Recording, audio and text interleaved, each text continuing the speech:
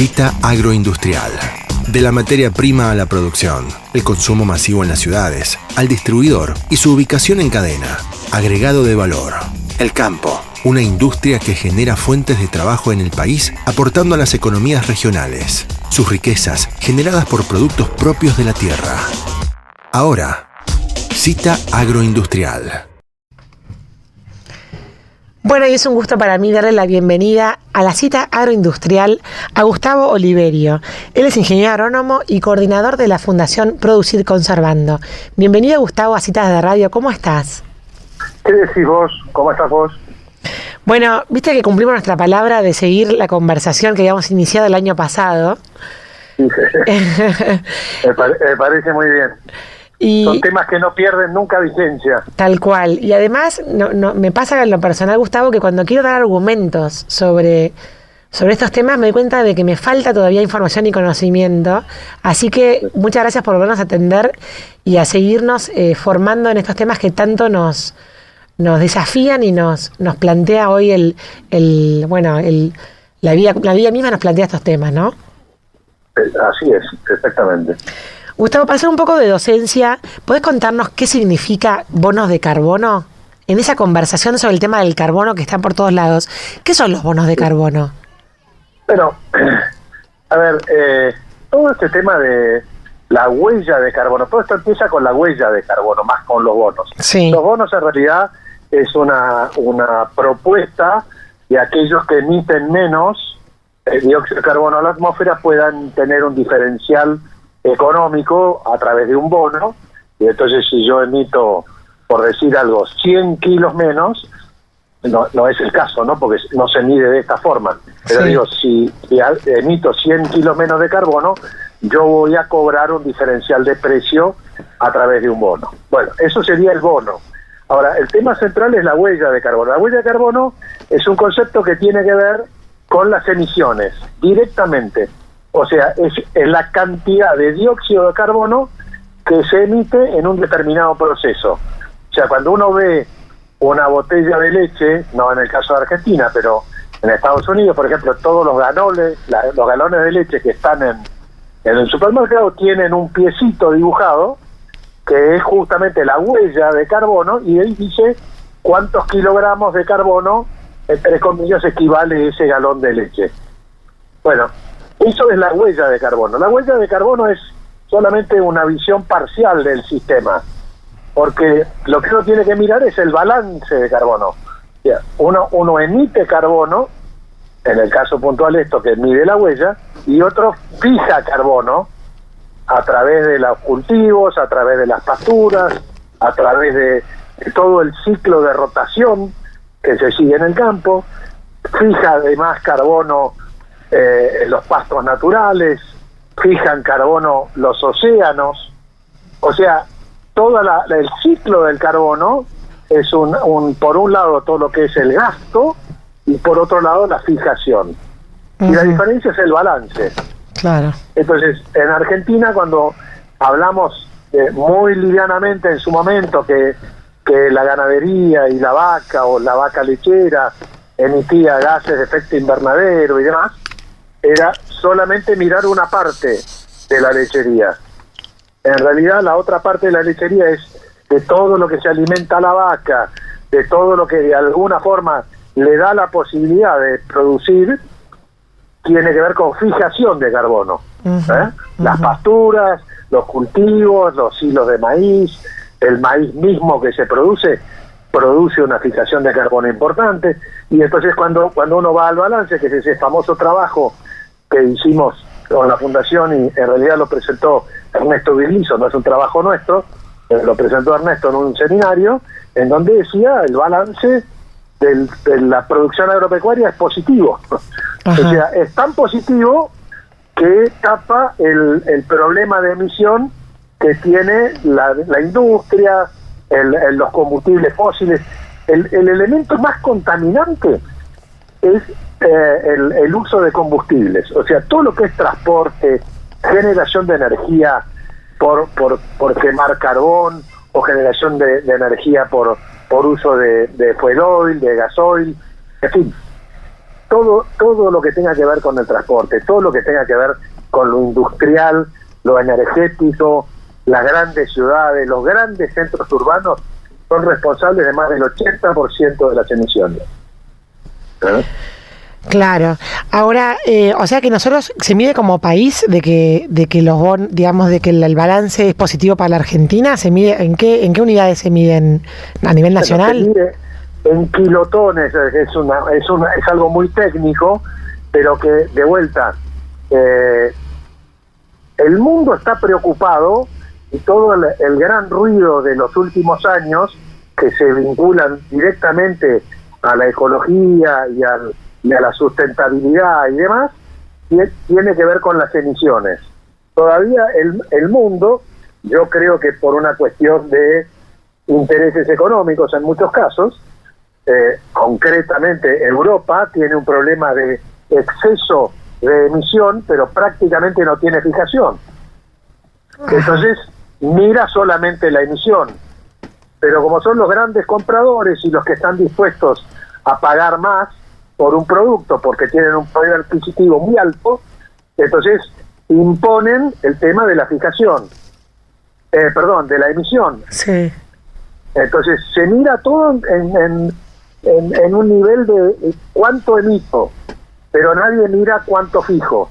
Y entonces los países, básicamente Brasil, Argentina, en parte Estados Unidos, tienen una enorme capacidad de fijación, y en donde los balances no son tan negativos como si uno mirara solamente la emisión. Claro, es como que falta la otra pata de la ecuación. Exactamente, falta la otra pata. Y en el caso de un país que no tiene una densidad de población tan alta como Argentina, de un país que es muy extenso, de un país que no tiene, si bien tiene Buenos Aires y Gran Buenos Aires, pero no tiene como Brasil 6, 7, 8 grandes ciudades en donde hay un gran gasto energético, donde hay mucho transporte, donde hay mucha industria y demás. Acá está todo mucho más diversificado. Nosotros tenemos, de acuerdo al trabajo de Ernesto Bigliso, tenemos un balance positivo de carbono global, y el Mercosur lo tiene también. Pero bueno, estamos planteando estos temas en el escenario digamos, del comercio internacional. El comercio internacional se pone cada vez más duro en lo que hace a requisitos y a protecciones y demás. Bueno, y en eso Argentina tiene que demostrar y tiene que trabajar mucho para mostrar las bondades de los alimentos producidos en un sistema con un balance de carbono neutro. Claro. O de carbono positivo, en realidad. Claro, porque eso como decías al principio, es el diferencial que se podría cobrar en un mundo en el cual tenga en cuenta eso también, ¿no?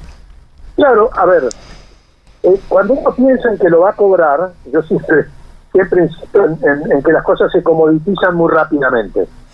Al principio se pone como la meta de baja emisión, o digamos, supongamos que el criterio del balance pudiera progresar. Entonces uno dice, bueno, yo tengo leche o carne o soja o maíz con un balance positivo de carbono. Bueno, al principio me podrán decir, bueno, qué bueno, vale $1 más la tonelada o $10 más los 100 litros, pero la realidad es que se comoditiza muy rápidamente porque los mercados no están muchas veces dispuestos a pagar. Están dispuestos a exigirlo, pero después no lo quieren reconocer y pagar. Claro. Pero de todas maneras, es pensar en la sustentabilidad del país. Aunque no tengamos un diferencial de precio, que lo podemos tener inicialmente, pero después se va a caer, acá el tema central es que tenemos un sistema que, comparado con el europeo, ni hablar. El sistema europeo prácticamente triplica o cuadruplica los niveles de fertilizantes, los niveles de emisiones, en fin, es un sistema mucho menos sustentable. En el caso de Argentina, en el caso de Mercosur, son sistemas totalmente sustentables, por lo menos eso dicen los números de lo que está evaluándose en fijación, en emisiones reales, y bueno, y si eso es así, la mirada de largo plazo es muy favorable para Latinoamérica, y el caso Mercosur es el caso, si querés, un poquito más importante por superficie y por aporte a alimentos a nivel mundial, bueno, lo cual no deja de ser también, independientemente que no tenga un rédito económico de corto plazo, no deja de ser algo realmente relevante para el mediano y largo. Claro. Gustavo, ¿y qué, digamos, hay un concepto que se llama la agroecología que aboga por un sistema en el cual se use prácticamente casi nada de todo lo que son fitosanitarios para producir más o para combatir malezas y demás? ¿Cuál sería para vos, porque, o sea, un poco cuestionábamos en este micrófono a otro entrevistado que hablábamos del tema, a ver si se podía sostener la eficiencia o el aprovechamiento del suelo o la producción de alimentos a través de ese método también? ¿Cuál sería para vos el camino hacia todavía mayor sustentabilidad? No, el camino no cabe ninguna duda que tiene que ver con algo que contemple, por un lado, la sustentabilidad de los recursos naturales, pensando en el largo plazo, o sea, en el famoso que nuestros nietos tengan asegurada la posibilidad de provisión de alimentos, de provisión de fibra, de provisión de energía, y no haya deterioros irreversibles. Yo creo que ese es el tema central. Sí. Ahora, por otra parte, hay que tener en cuenta que todas las estimaciones del crecimiento de la población mundial, de la mejora del poder adquisitivo y del salir de la pobreza a grandes sectores de la población que en África o en India o en China, que requieren cada vez más alimentos, hace que hay muchísimos datos que dicen claramente que se tiene que aumentar la producción de alimentos para poder abastecer, por un lado, el crecimiento de la población, pero mucho más importante que el crecimiento de la población es el crecimiento del ingreso que va a tener la población en los próximos años y, por lo tanto, mejor nivel de alimentación. Sabemos que cuando los pueblos mejoran su nivel de ingresos, lo primero que mejoran es un nivel de alimentación, sí, y eso ha ocurrido en toda parte del mundo. Si entramos en estos sistemas agroecológicos al extremo, en donde queremos hacer todo en forma manual, y entonces ahí hay varios peligros. Por un lado, volver a la agricultura tradicional y al deterioro de los recursos naturales que producía la agricultura tradicional. Claro. Estoy hablando de cuando uno hace labranzas, cuando uno controla malezas con herramientas, con pasadas de tractor, con un cultivador y demás, que de vuelta, eso también emite, porque eso es consumo de combustibles. Claro. Eso emite carbono, eso genera problemas de degradación de suelos, en el caso de suelos con erosión hídrica o eólica. Entonces, como en toda la vida hay un equilibrio.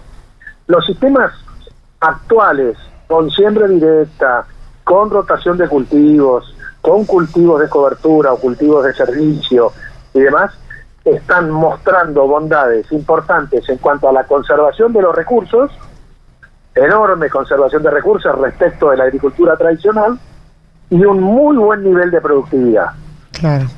Cuando uno va a un sistema absolutamente, llevémoslo al extremo, no quiero usar absolutamente nada de fertilizantes, nada de control de malezas en cuanto a agroquímicos o digamos algo que no sea natural, los niveles o de insumos que necesito, de gente con una azada sacando la maleza, o de un tractor cultivando 3, 4, 5 veces un cultivo de maíz o un cultivo de girasol o un cultivo de soja para que el rendimiento sea elevado, todo eso hace que cuando uno mira el equilibrio no está por el lado de la agroecología, está en el medio. Claro. Está en un sistema que mire el largo plazo, que mire el balance de carbono, que mire la no labranza, que mire que hoy todas los principios activos que se usan para controlar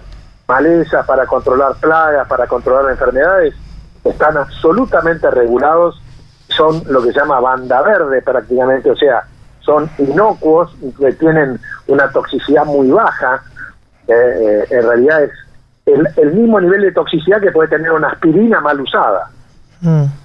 Entonces, y eso lo estamos viendo porque eso es una exigencia a nivel mundial. Creo que el tema es buscar un término medio. No estamos ni ni tenemos que pasarnos de un lado ni pasarnos del otro, porque si nos pasamos del otro lado, los rendimientos y la productividad cae tanto que alguien le va a tener que explicar a los 2.000 millones de personas que van a venir en los próximos 30 años qué le vamos a dar de comer. No va a alcanzar. Va a ser el famoso cuento de la teoría de Malthus de que el crecimiento poblacional iba a superar la capacidad de producción de alimentos para los habitantes que iba a haber. No me acuerdo en qué año era esa teoría. Bueno, eso no se cumplió, y cada vez que uno ve las cifras que plantean los nuevos trabajos de investigación, bueno, vamos a tener que producir alimentos en los próximos 30 años el equivalente, yo no me acuerdo las cifras porque ya he perdido bastante la memoria para esas cifras, pero el nivel de alimentos que se han consumido en los últimos 100 o de los últimos 150. Sí, totalmente. Entonces, realmente ahí el tema que mueve la aguja importante no es solamente el aumento de la población, que ha bajado el ritmo de aumento, sino la mejora en el poder adquisitivo de la población. Sí. Y la necesidad de comer proteína, como decías vos antes, que es algo que también ha modificado el escenario mundial. Es lo primero que se modifica. El primero salir de los hidratos de carbono, pasar a proteína vegetal y después a proteína animal, primero con proteína de pescado, después con proteína de pollo, después con cerdo y después con carne vacuna. Esa es la escala de calidades de proteína y de precios de proteína. Bueno, China, que creció 12 años a un nivel del 10% anual, número redondo, digamos. Es obvio que el promedio de los chinos quiere dejar de comer arroz y quiere pasar y por eso el nivel de carne de cerdo que tiene hoy y que consume hoy, que ahora está afectado por el tema de, ellos tienen su propia pandemia, que es el tema de la peste porcina africana, pero bueno, todo eso es un dato de la realidad, y eso lo tenemos que mirar todos, y entonces pensar en agroecología cuando hay un mundo cada vez más demandante. Si la agroecología no me potencia la productividad, estoy ahí con una pata de la sustentabilidad que no cierra. Claro. Recordémonos que sustentabilidad es conservar los recursos naturales, pero de alguna forma darle desarrollo a las sociedades que viven dentro del sistema agro, digamos, o del sistema agroindustrial. Si el hombre no crece y no mejora dentro de todo esto, ¿qué sentido tiene estar conservando los recursos naturales si esto no funciona? Totalmente. Bueno, Gustavo, la verdad que ha sido clarísimo, como siempre. Le agradecemos muchísimo por esta entrevista. Y bueno, nos llevamos esa definición de sustentabilidad para seguir aprendiendo en esta columna. Muchísimas gracias. Gracias a ustedes. Bueno, y así pasaba en la cita agroindustrial el coordinador de la Fundación Producir Conservando, Gustavo Oliverio.